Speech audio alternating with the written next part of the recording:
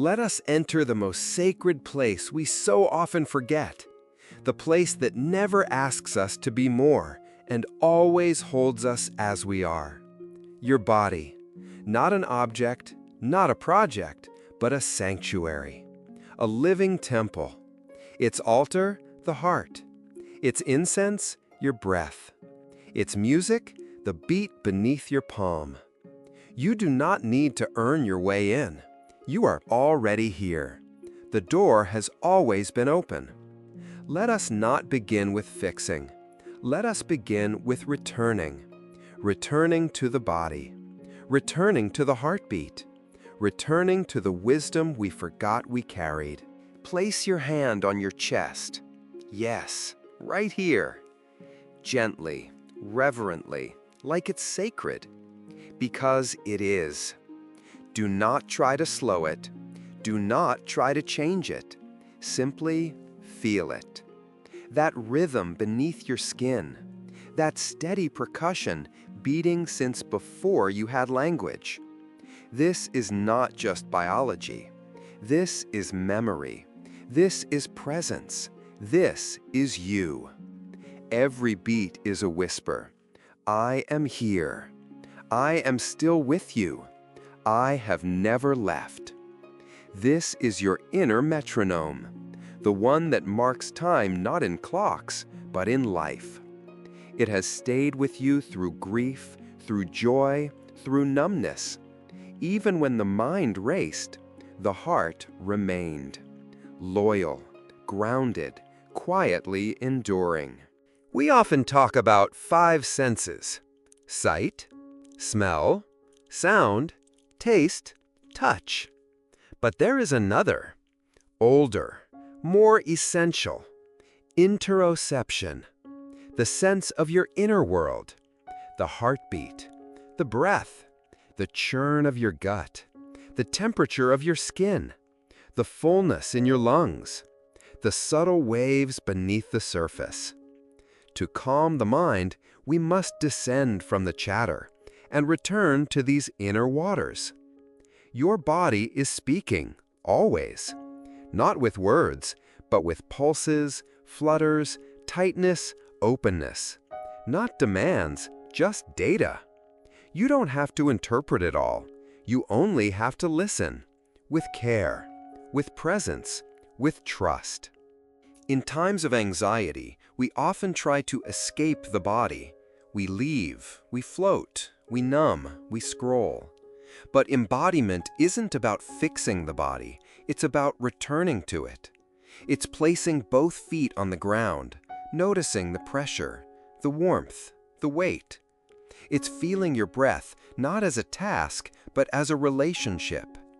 It's hearing your heart not as background noise, but as the source of your rhythm. Embodiment is not a luxury. It is a lifeline. It's the portal through which stillness enters the storm. You are not your thoughts. You are not your fear. You are the space that holds them. And your body is that space. Your nervous system is not broken. It is ancient, intelligent, adaptive. It was shaped not in conference rooms, but in caves, in firelight, in the forests of survival. And its job is not to make you comfortable. Its job is to keep you alive. But here's the thing. The nervous system listens not to words, but to signals, to heartbeat, to breath, to tone, to touch. So when your heartbeat is frantic, the mind follows. When your breath is shallow, anxiety rises. But when your heartbeat slows, when your breath deepens, the storm begins to settle. Not because the problem is solved, but because the body feels safe. And when the body feels safe, the mind no longer needs to shout. There is a wisdom older than cognition, quieter than logic, more trustworthy than the spinning mind. It lives in your fascia, your belly, your breath. It knows before you do. It feels before you think. It responds before you plan.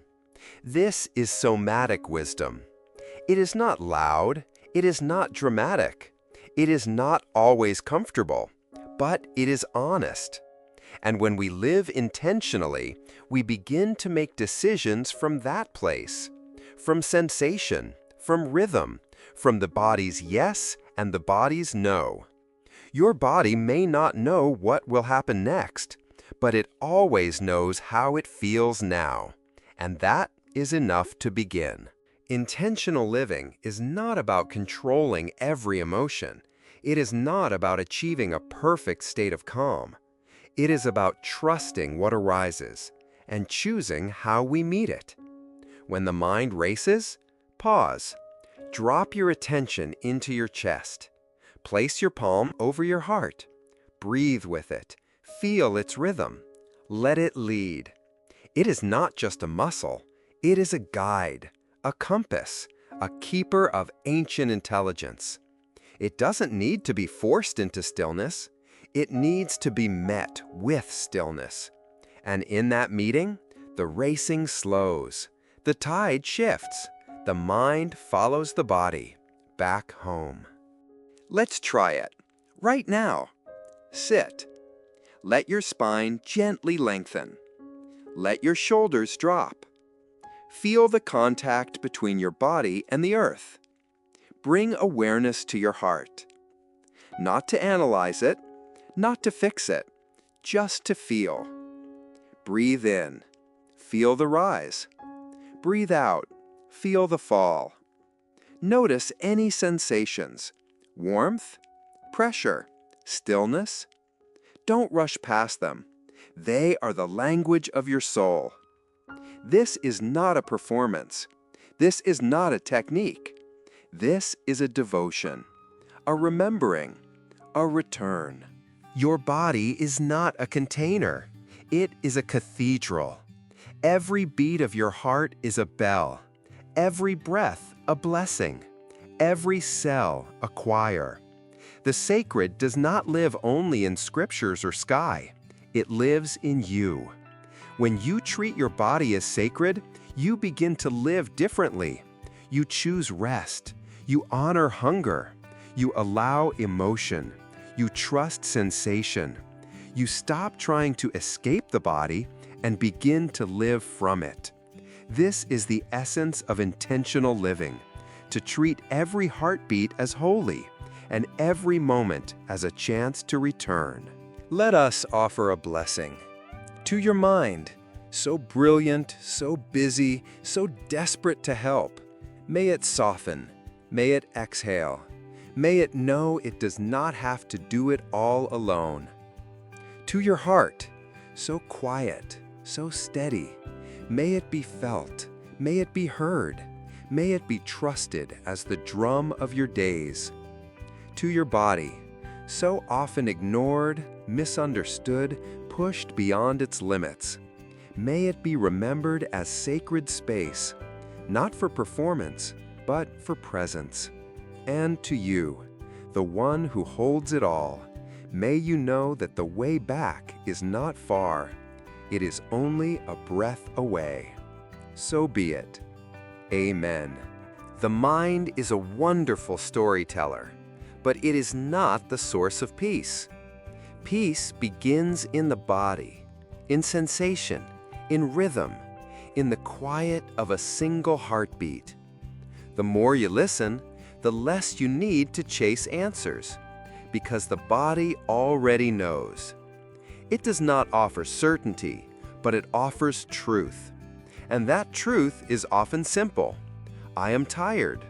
I am ready. I am afraid. I am alive. This is enough. This is everything.